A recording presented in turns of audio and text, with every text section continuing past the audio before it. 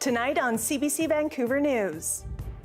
This affects every community from the Alberta border to, I would say, Burnaby that is along the Trans Mountain Pipeline. Proposed changes to how pipeline companies are taxed under fire. Some mayors say it could come at a huge cost for their communities.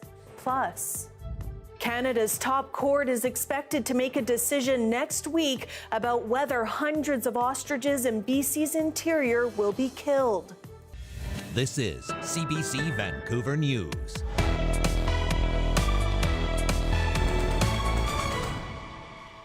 Hello, I'm Janella Hamilton. Thanks for joining us. Communities in BC with pipelines running through them are sounding the alarm over proposed changes to the way BC Assessment taxes pipeline companies. As Katie DeRosa reports, some mayors say it could leave them hundreds of thousands of dollars short in tax revenue. This affects every community from the Alberta border to, I would say, Burnaby that is along the Trans Mountain Pipeline. The mayor of Clearwater says proposed changes from BC Assessment to the way that pipeline companies are taxed could cost the municipality hundreds of thousands of dollars in lost tax revenue. BC Assessment is the Crown Corporation that determines how much homeowners and companies pay in property taxes. They outlined the potential changes at a meeting with the Thompson-Nicola Regional District. The reflection of the updated cost model in the TNRD results in a reduction to the Class 2 pipeline value of approximately $300 million in assessed value, or a drop of 27%. Pipeline companies have been negotiating with BC Assessment since 2016, arguing that the current tax formula is outdated. In a letter to Finance Minister Brenda Bailey, the regional district says if the assessed value of pipelines drops by 30%, that could lead to potential increases in taxation to residential property owners by 25%. I'm honestly disgusted. BC Green Party leader says it's another example of the NDP's tax breaks and subsidies to the fossil fuel industry. This is corporate resource theft in action on the backs of struggling municipalities. Which means that's a 30% tax holiday for those same pipeline companies the Premier says we have to maximize the value of. BC Conservative finance critic says the NDP government has two options. They can either reject BC Assessment's recommendation to drop the assessed value by 30%, or they can increase the cap on taxes for pipeline companies, which is right now $40 per $1,000 of assessed value. BC's finance minister says she's also concerned by what BC Assessment is proposing. I feel concerned any time that there is a downloading of taxes onto small businesses and onto people, and I look forward to reviewing this report.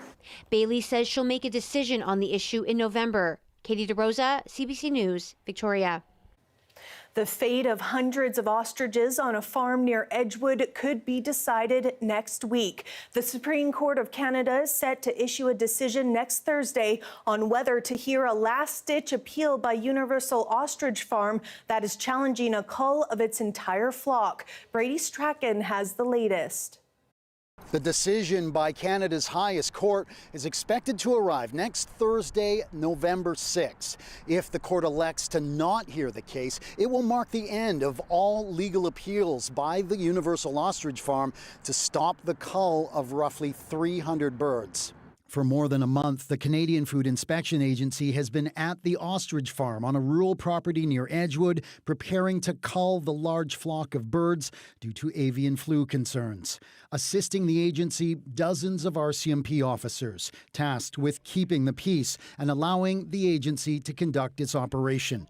Meanwhile, the farmers and dozens of their supporters have been protesting nearby and documenting what they see on social media. This case has made international headlines and caught the attention of prominent members of the U.S. administration, including Health Secretary Robert F. Kennedy Jr., who has lobbied for the Canadian government to spare the ostriches for scientific study. The farm has filed multiple legal appeals and believes its flock has developed immunity to H5N1 after an outbreak more than 10 months ago killed almost 70 birds.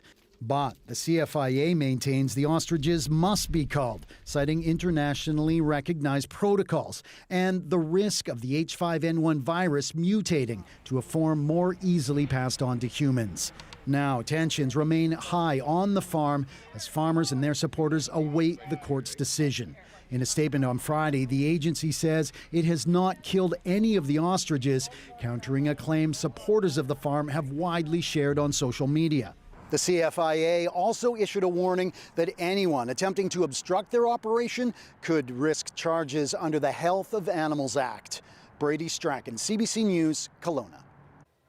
Investigators say a 31-year-old man has been charged in the homicide of Chantel Moore, who was reported missing from Langley last November. Earlier today, IHIT investigators arrested 31-year-old Trenton Hannenberg for the homicide of Chantel Moore. So despite extensive efforts, unfortunately, we have not located Chantel's remains, but we're not going to stop trying. We now have a very good idea of where her remains could be, and the search efforts are ongoing. IHIT says Henneberg has been charged with 1 count of second-degree murder and 1 count of indignity to human remains. Police say Henneberg and Moore knew each other, and this was not a random incident.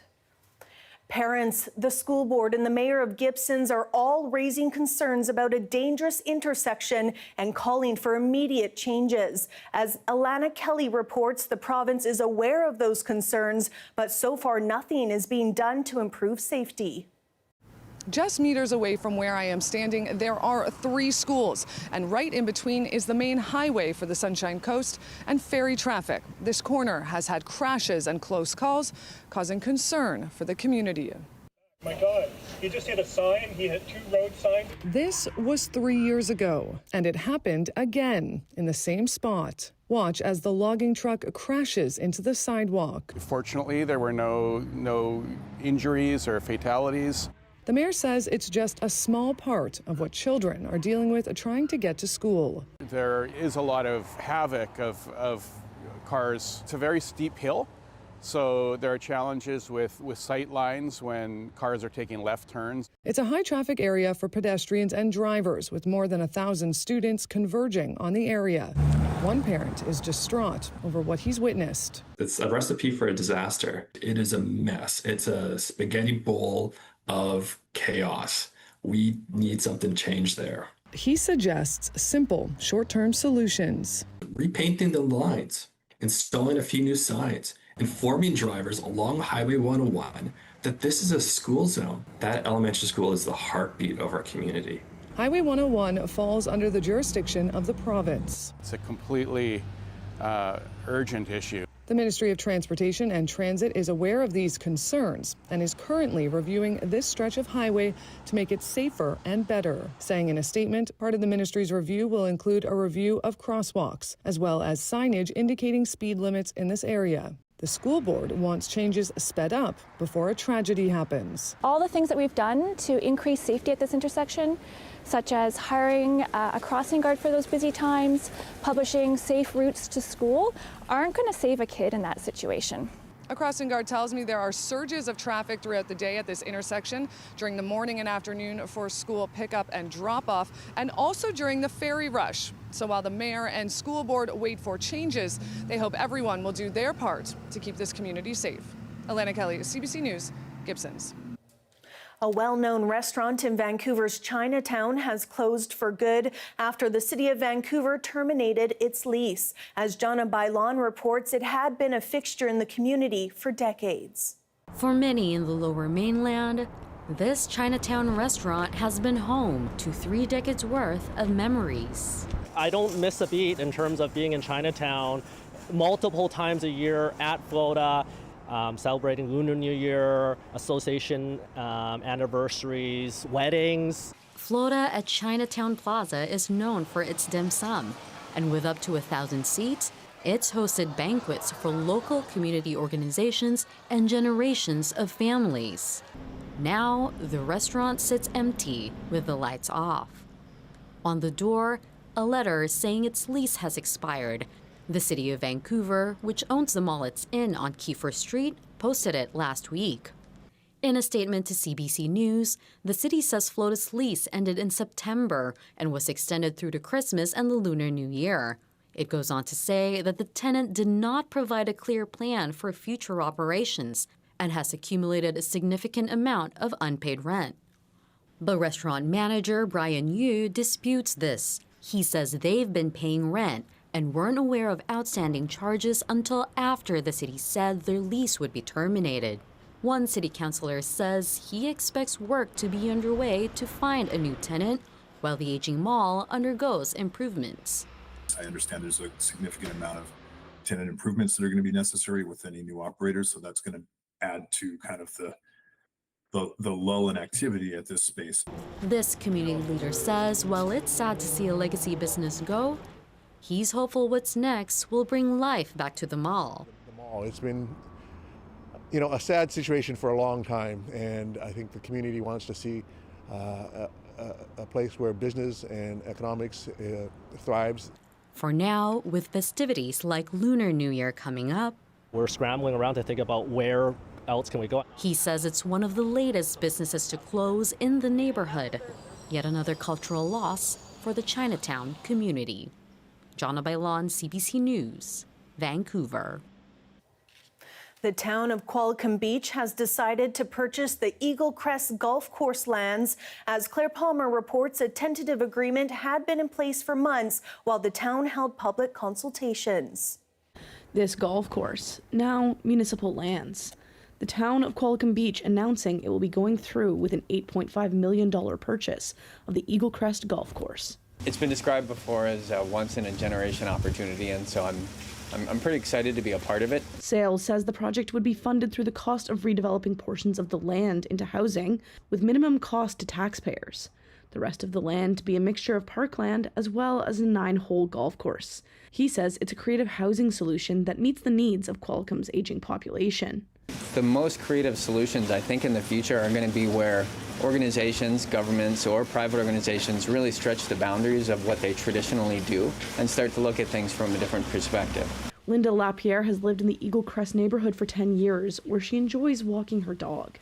While she says she's happy to see more parklands and the restoration of the golf course, her concerns lie with the density the housing may bring and the lack of infrastructure to accommodate more people. I love it, but I really would like to see some balance here. I'm just really concerned because it's going to change our community forever. Sales says single-family homes don't suit Qualicum Beach's aging population. The town has almost like 2/3, 3/4 of its housing is detached single-family dwellings. And that's a housing type that doesn't work well as people move into the later stages of their life. The purchase will be official as of November 1st, and public consultation of the development is set to resume in the new year. Claire Palmer, CBC News, Qualicum Beach.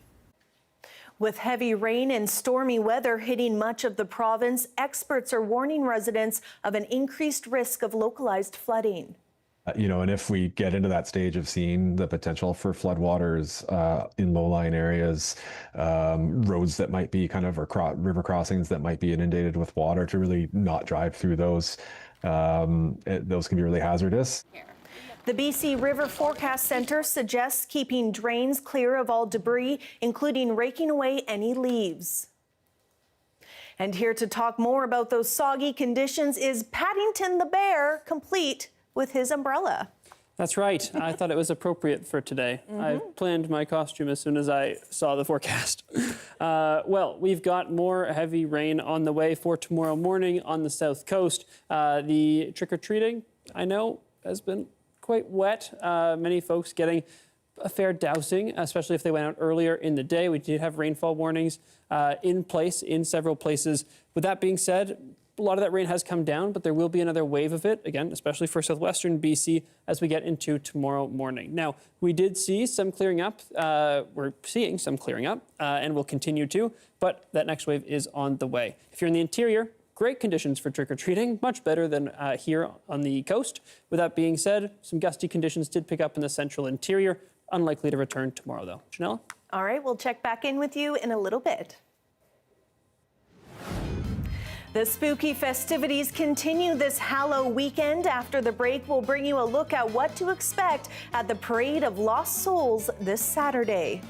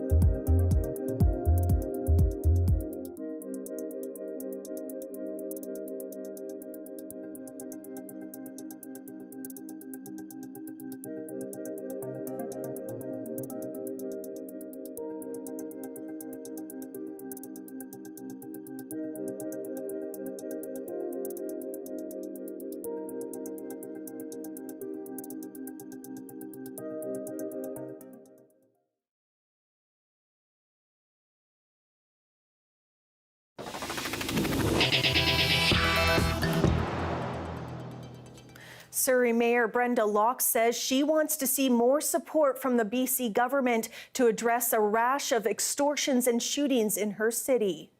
We are in a public safety crisis in the city of Surrey. We recognize they have made some effort, but it's not good enough. People can't sleep at night in the city of Surrey. I can't sleep at night. She's calling for the federal and provincial governments to temporarily deploy 150 RCMP officers to Surrey to address recent shootings targeting South Asian businesses and homes. The BC Ministry of Public Safety says it has also written to the federal government calling for additional officers and funding for safety planning. More than 700,000 British Columbians now have access to insured dental care. It comes after the federal government announced in May it would expand access to the Canadian Dental Care Plan. Over 5 million Canadians have been registered now for dental care. And as you know, dental care is available to people who make a family or folks with $90,000 or less income, and also people who do not have any kind of private insurance care. All eligible Canadians can now apply to receive an average of $800 per year in dental care. This weekend, the annual Parade of Lost Souls returns. The annual tradition is getting ready to summon spirits and artists with a walk through Vancouver streets. Our Jessica Chung went to the Dusty Flower Pot Cabaret Studio, where organizers are getting prepared for the parade.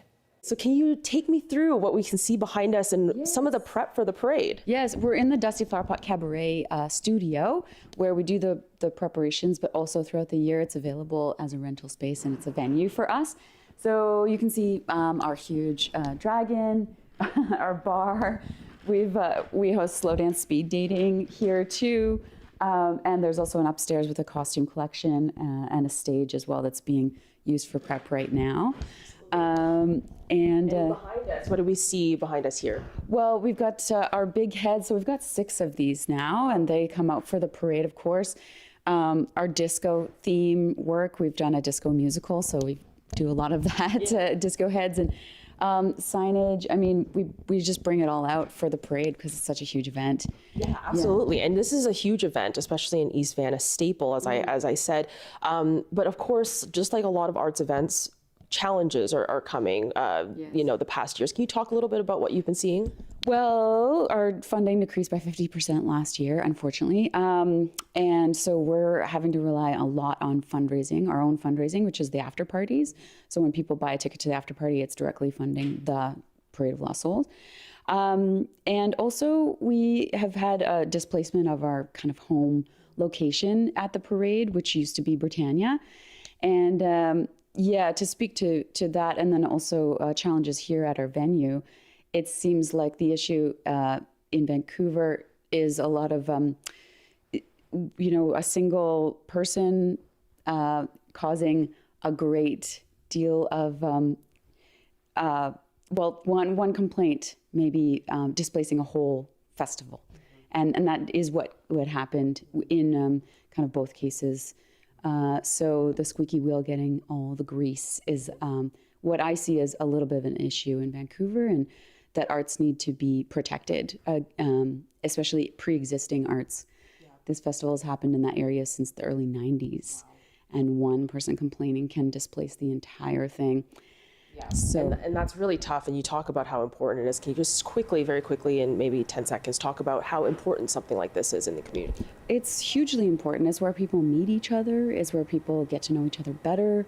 It's where they find their life partners. You know, it's where they express themselves as well, as opposed to, you know, of course, sitting at home and watching TV, and how satisfying is that? So Vancouver deals with social isolation. We all know that. And these kind of events are exactly what we need. What a difference a few weeks makes. The pool is closed, the leaves are falling. A look at a very fall day in Osoyoos. Darius has a look at your first weekend of November forecast coming up.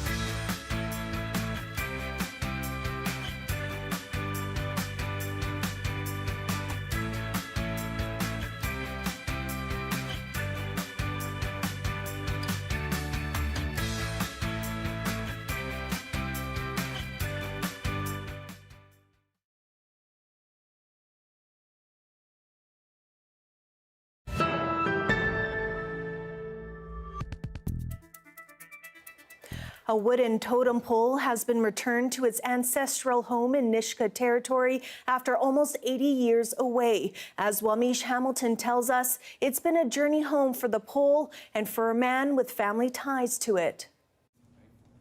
A carved wooden pole is home in Laclazap after almost a century away. It now stands in the Nisga'a Museum beside 3 other repatriated poles.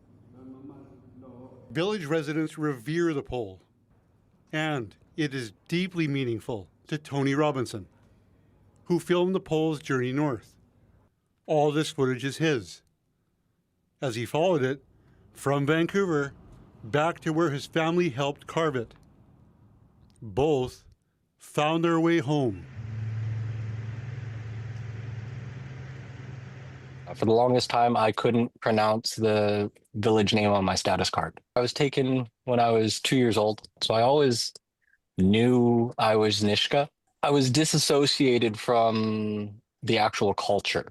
It was something I could only experience in brief snippets, whether they be ministry-authorized visits or literal school field trips. That would allow me to immerse myself in my culture. Robinson was raised in Chilliwack. His return to Laclazap mirrors the pole's homecoming. Growing up away caused a tear in his cultural fabric. He says the pole helped him mend it. It was a physical representation of the disenfranchisement he felt from a young age. I decided to make the journey home and reach out to those lost connections. It's who I am. It's in my blood. It's my birthright. And it's not something anyone can give to you. The crate opens, revealing the pole to onlookers. For the first time in almost 80 years, the pole feels a familiar breeze and sees those mountains. It's home again. The crowd aren't just bystanders. They're here to remember this day. As we're driving into the village, there's a literal double rainbow over the villages as we were driving in. Being in a storybook. My uncle was almost beside himself. Like he was like, "This is magical." Like you could feel the land was happy with the return home. It's been a long journey back for one. For the other, this is just the beginning. Together, they've come home, where the Nisga'a believe the forest is alive and watching over all, including them now. Despite how it was taken, it did serve a purpose to bridge the gap between worlds. Welcome home, Sam. Wamish Hamilton, CBC News, Vancouver. Prime Minister Mark Carney is calling his recent meeting with the President of China a turning point in the two countries' relationship. There are no breakthroughs to report, but as Rafi Boudjikanian tells us, Carney has accepted an invitation to visit China. A handshake with a country where a cold shoulder has been the norm for years. Our countries have a long history of cooperation, engagement, and trade. 55 years of diplomatic relations marked the anniversary 2 weeks ago. In recent years, we have not been as engaged. There has been no formal sit-down between a Canadian leader and Chinese President Xi Jinping since 2017, and plenty of clashes between Beijing and Ottawa since. The Canadian Parliament has accused China of genocide for its treatment of its minority Uyghur population. And in January, a public inquiry into foreign interference concluded Beijing was the main state actor interfering in 2 recent Canadian elections. Xi congratulated Carney on his recent election victory, also saying he wants to work with Canada to re-establish relations. I don't think there's a prime minister out there who would have been in a position to have some kind of a reset of the relationship immediately. This observer says enough time has passed for the two countries to start talking again. For Canada, the imperative to diversify our trading relationships on quite an urgent basis is there, since the arrival of the Trump administration. For the Prime Minister, meanwhile, this is just the start. We now have a turning point in the relationship. a turning point that creates opportunities for Canadian families, for Canadian businesses, and Canadian workers. Carney has also accepted an invitation from Xi to China himself at what the Prime Minister's office calls a mutually convenient time. Rafi Bujikani on CBC News, Gyeongju. Canada's tourism industry had a record-breaking summer. New numbers show that hotels, attractions, and tour operators had their busiest season ever, and revenues hit all-time highs. Kyle Bax looks at what's behind the boom.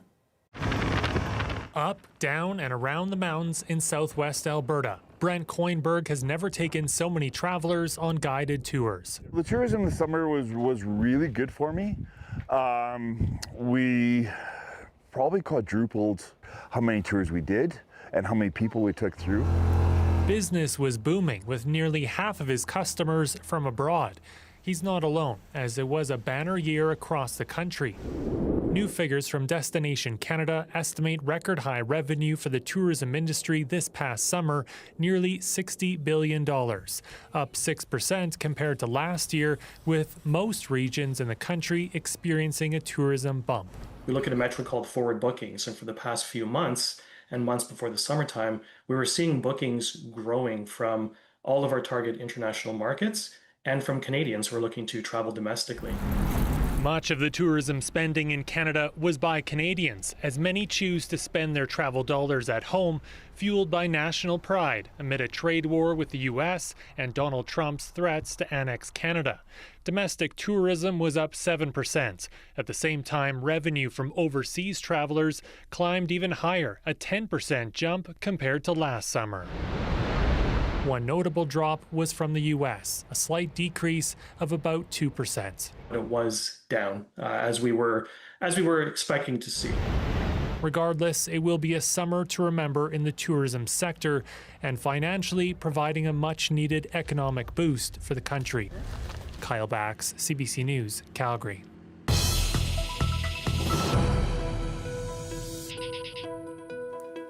To boost energy or beat a hangover, some Canadians are hooking up to IV therapy. But as Lauren Pelly reports, researchers warn there's little regulation and big potential health risks.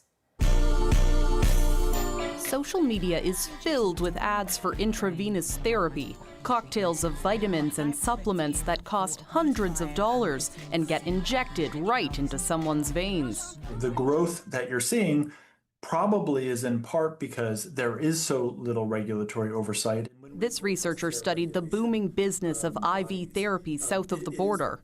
He found less than a third of clinics required consultation with a licensed medical professional before treatment or described the potential health risks. If consumers are going to go off and use these, particularly often without their doctors even knowing that they're using these, we have to make sure that the safeguards are in place that nobody gets hurt.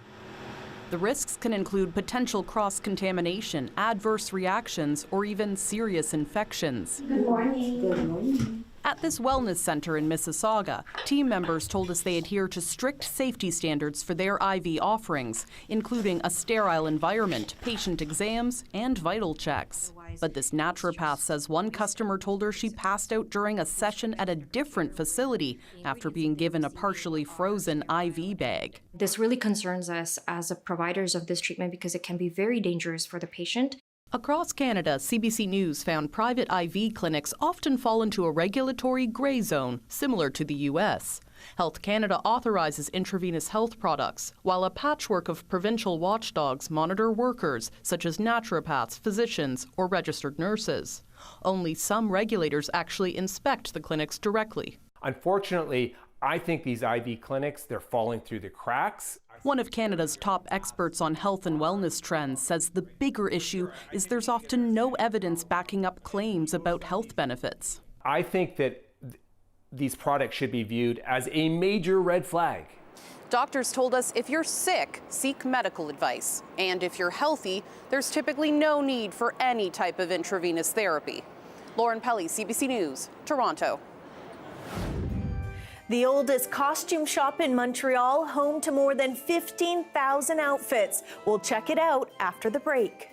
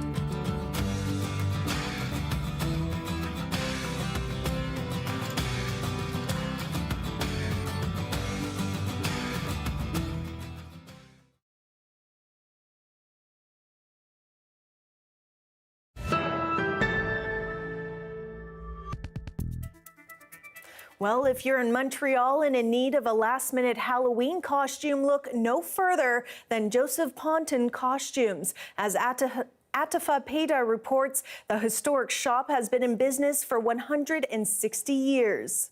We have some modern ones. If you've ever needed a costume in Montreal, chances are you've at least heard of this place, Joseph Ponton Costumes. It's been around since 1865. From theater costumes to film wardrobes and Halloween classics, the collection here is as vast as it is eclectic. J'ai commencé à travailler ici quand j'avais 12 ans. Parce que mon père a acheté la boutique en 79. Je dirais depuis M. Ponton, 4 familles différentes.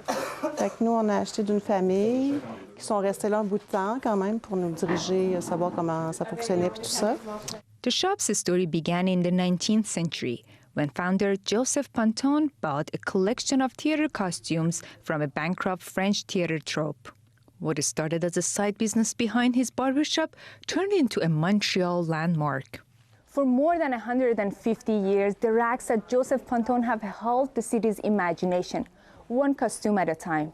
A lot of people come in here having ideas of what they want, but they very seldomly are able to put a costume together on their own or really know what they want, and it usually ends up changing drastically from when they enter to what they leave with. From classic cowboys to pop culture icons, it's easy to lose track of time here. For some, it's tradition. For others, it's like stepping into a vintage bubble. Part history, part imagination. I just came to rent my Halloween costume. I usually come here, so I'm last minute, I know. But yeah, I like it here. From its 19th century roots to today's TikTok trends, Joseph Ponton costumes proves one thing, that Montreal's love for dressing up never goes out of style. Atife Paidar, CBC News, Montreal. The weather update is brought to you by BC Cancer Foundation. Give today to bring more progress and possibilities to patients and their families. Your donation changes everything.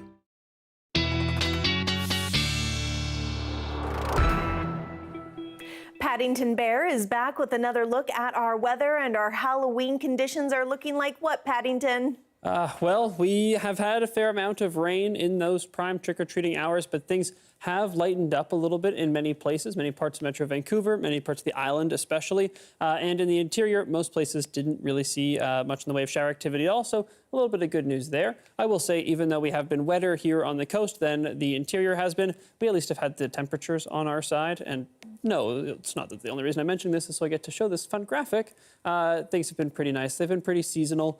Temperatures will start to fall again overnight, but overall this weekend, pretty close to normal, which is about 11 degrees is our high and 5 is our low for those coastal areas by the water of Metro Vancouver.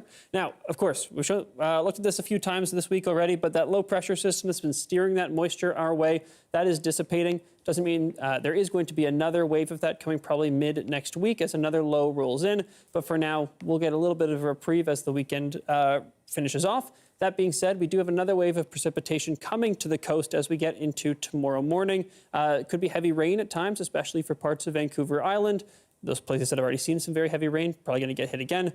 And Metro Vancouver, places like Howe Sound, the north shore of Metro Vancouver, up the sea to sky, those places on the lower mainland, probably going to see a fair amount more rain, which we can see here. Now, the snow is mostly confined to the higher elevations, although the freezing levels are seasonal, which is relatively low for parts of the southern interior. So just be ready for that. No warnings have been issued for the mountain passes, but and we probably won't see flurries there, but it's something to be aware of. Let's move on to our precipitation totals. So this is today through Sunday, actually, but I put Saturday because Sunday, as we're going to see, not really much rain coming. Most places just getting some pretty dry skies, but totals very high. Again, most of this has already come for a lot of these areas, but we do have a fair amount more on the way tomorrow morning, especially in those places that I mentioned. In terms of our wind, the wind that we're going to see over the next couple of days, a lot calmer than what we have seen. Some places like Haida Gwaii may be seeing some high winds, but other than that, relatively calm. Tomorrow is pretty nice in most places in the interior with a few showers breaking in, maybe some rainfall in the afternoon. But Sunday, really nice across most of BC, especially the interior and southern parts of Vancouver Island, lower mainland. Things look pretty nice. Janella? All right, well, don't go anywhere because guess what time it is?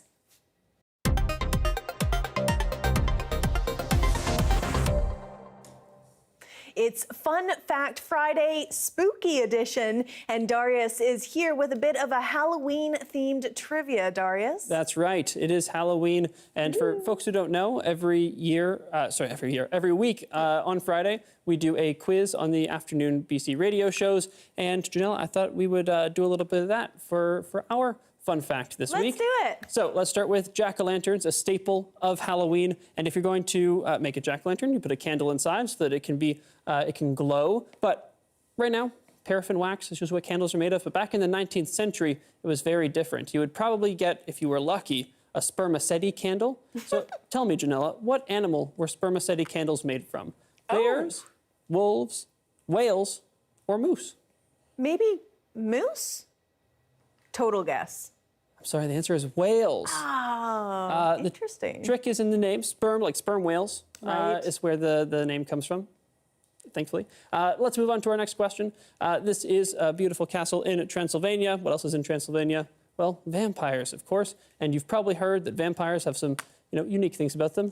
The garlic scares them off. Wooden stake to the heart. Actually, that one's not that weird. That's most of us. But allergic to sunlight. Turns out that's a real thing, too. Janella, what is the broad term for allergies to sunlight? Is it photosensitivity, luminophobia, complexion reactivity, or radiative disruptive volcanoconiosis? I believe just because of sunlight, maybe photosensitivity. Well done. That is correct. All right. Congratulations. You earned some candy. Some candy. Oh, I thought he was going to throw it. I was ready. We're all done. That's all we got. Candy corn used to be called chicken feed. That's the last one. Thanks, Yeah, Janelle. it's very weird. I get it. It kind of looks like chicken feed. Thanks, Darius. Thank you. It's a night meant for ghost stories. After the break, we'll take you to a home in Vancouver's West End that its fair share of eerie tales. Stay with us.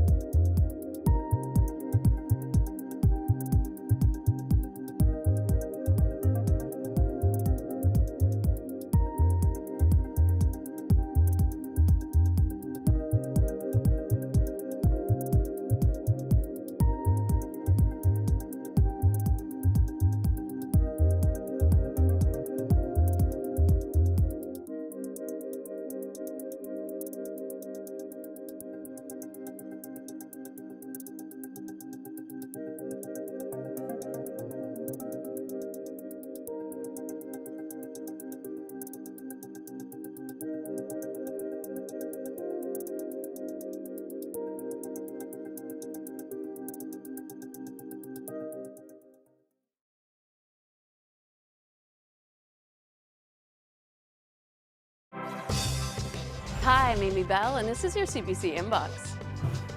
Celebrate Chinese language, identity, and creativity at the Jade Music Festival from November 5th to 8th. Join CBC's Margaret Gallagher for an international collaboration of inspiring sounds and stories. And join CBC's Dan Burritt on November 6th to celebrate the best and brightest at the Surrey and White Rock Business Excellence Awards. For tickets, visit swrbot.com.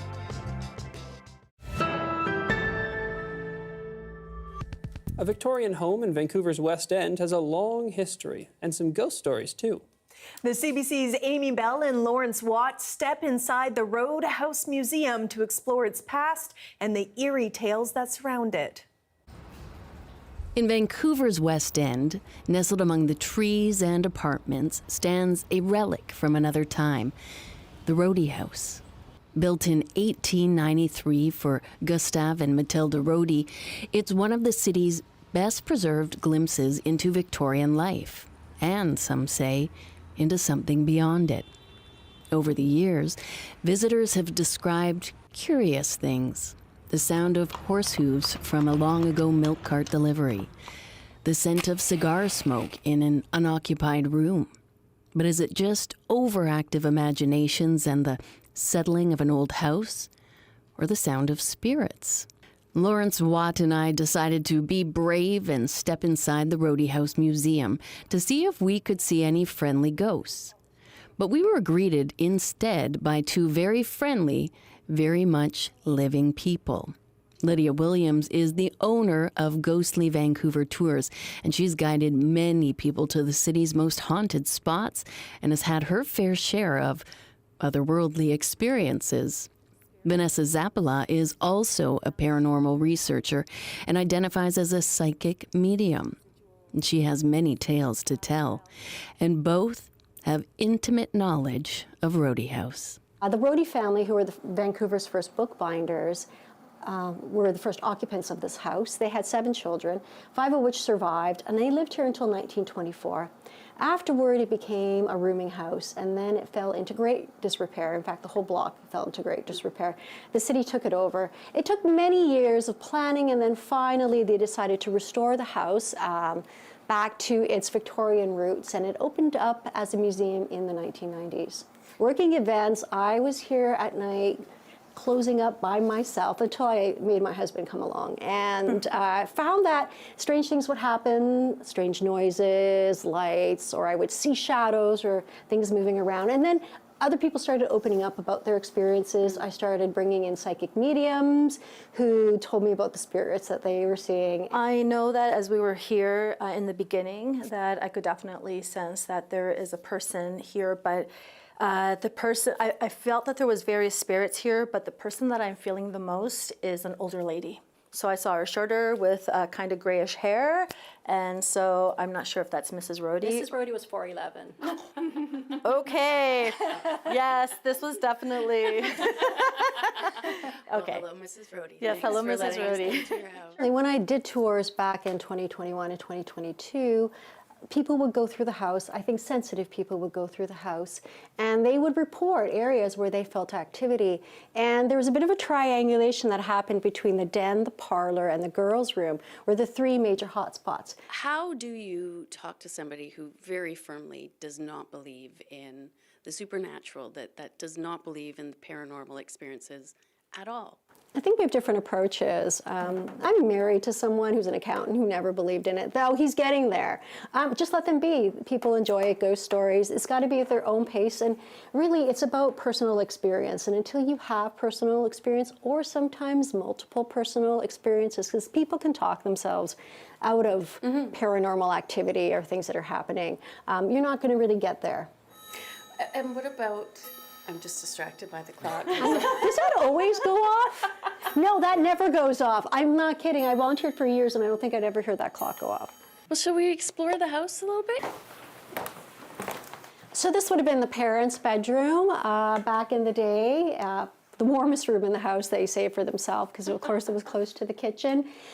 I haven't really experienced much in here, but when I ended one of my tours in August inside, I had one of my guests standing in this room, and there was a different dress. There was a white dress on the stall, and she was by herself, and the arm of the dress was swaying back and forth quite violently. By the time she pulled out her phone and pressed record, there was only a little bit left, and I do have it, but there was no reason, the window was closed, there was no reason for anything to be swaying.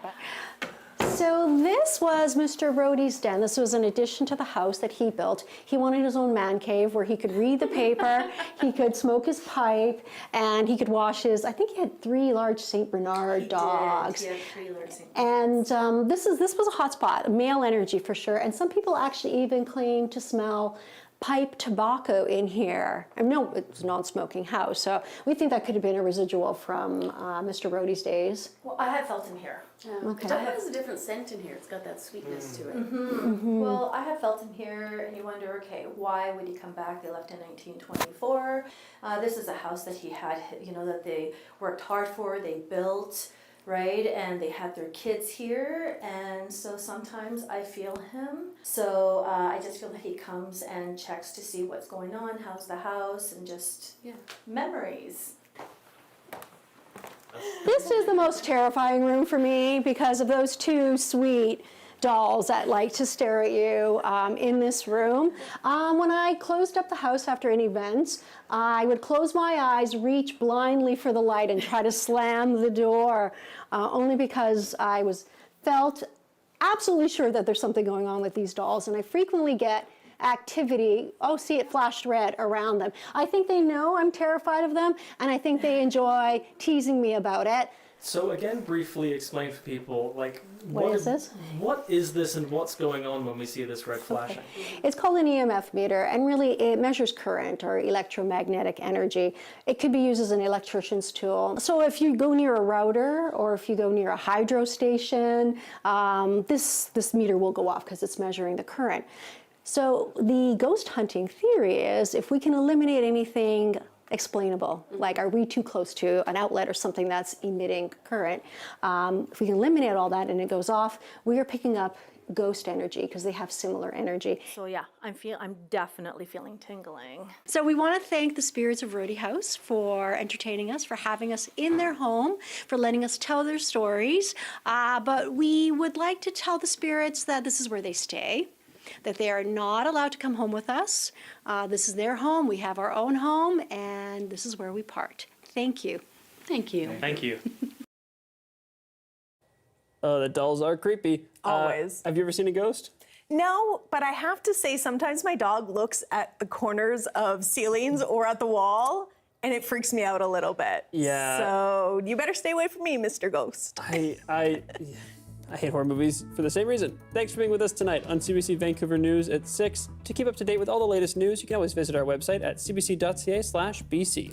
Wishing everyone a safe and happy Halloween. Good night.